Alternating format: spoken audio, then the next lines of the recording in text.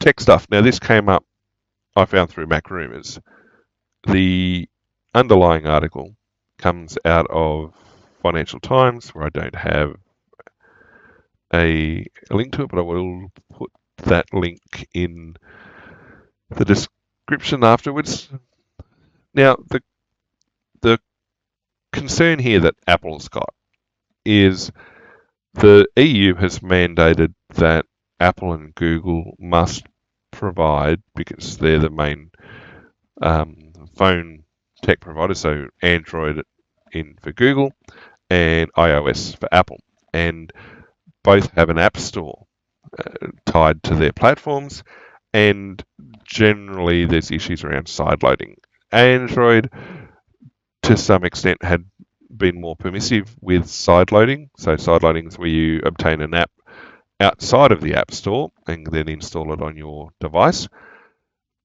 Handsets and tablets more recently were limiting that, and it seemed to be more of a manufacturer decision, although it was becoming more difficult to sideload apps onto Android devices.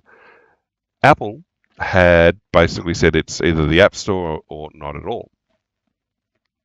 Along comes the EU and says that's anti-competitive, and both major software developers, like both Android and iOS devices, must now allow sideloading of apps.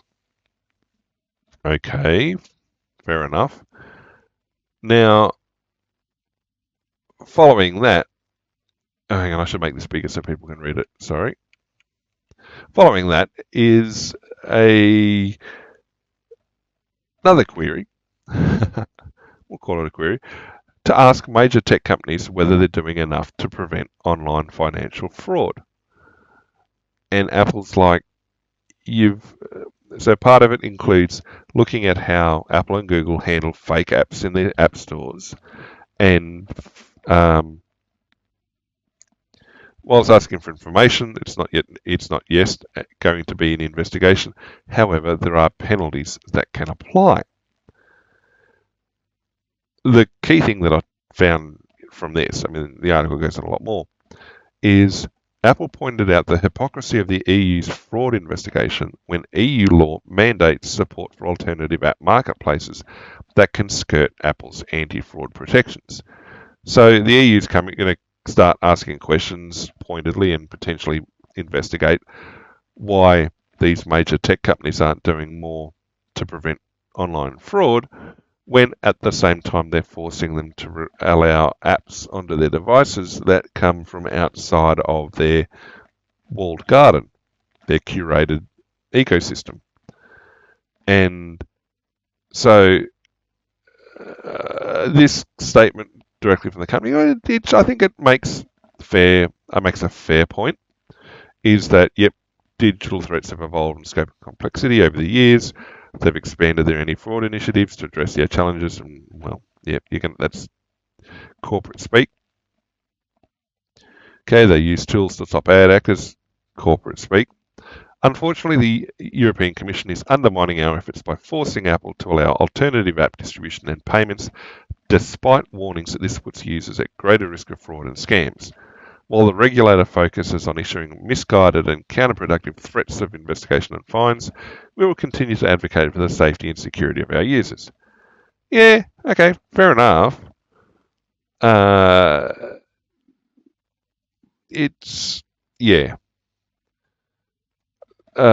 You'd get your apps from outside the App Store, you'd take your risk. You can't guarantee, I mean, the vendors do their best to guarantee the validity of the apps within the store.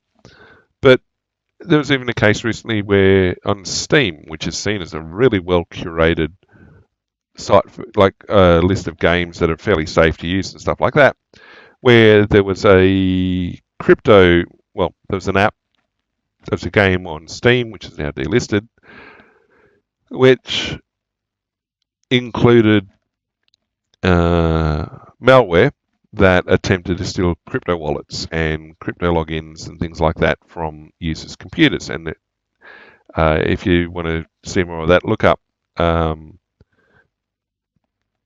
Penguin Zero, so Charlie's videos on that on YouTube. He goes through it in a rather good rundown of what took place.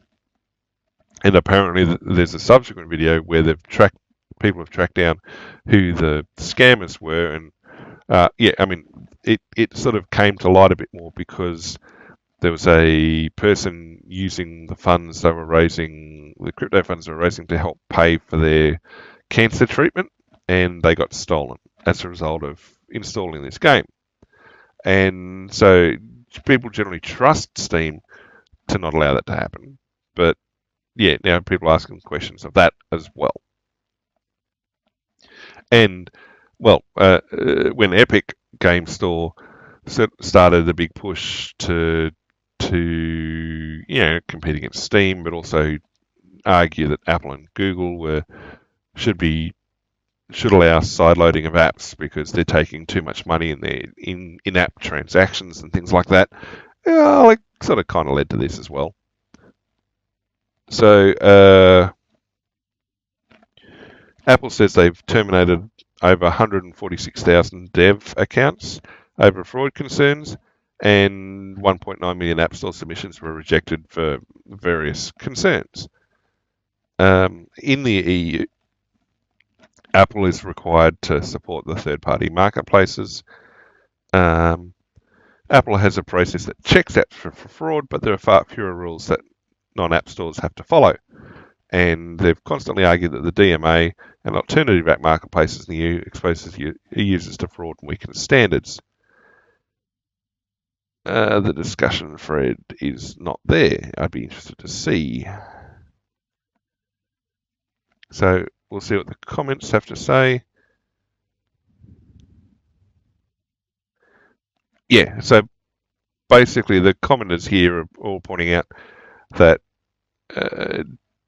it's here one of the Wild West of app stores. Let those app stores deal with it. It's like people are like, well, yeah, you asked for it. Now deal with your own problems. Don't hoist it back on the vendor.